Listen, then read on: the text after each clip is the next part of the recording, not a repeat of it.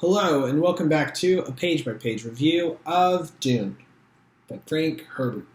Today, page 253. Page 253, Thufir Hawat is understandably terrified of the Lady Jessica, Paul's mother, and she talks him down. First he says he kept his control from calling the guard barely in hand, knowing that if he had done that, she would have drawn her weapon and killed him. He begins to think about the ramifications that or the thought of, like, does every human have this inside of them? This like flip switch that the Bene Gesserit and people are vulnerable to having flipped within them.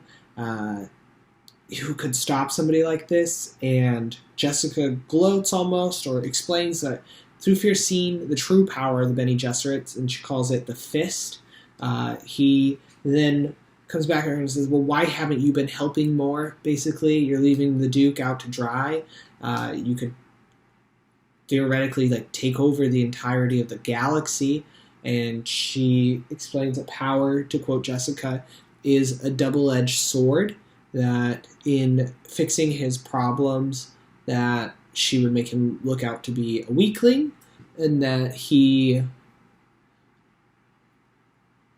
if the Bene Gesserits were to use all their power in such a manner that it would undermine the group as a whole and nobody would trust them, and she says they exist only to serve. And then she threatens him. It doesn't threaten. She says, I know you won't say anything. I trust you, Thufir, basically. And he tries to swallow in a dry throat. And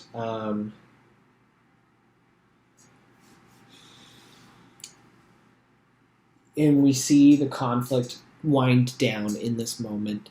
And I really liked the thought of power being a double-edged sword.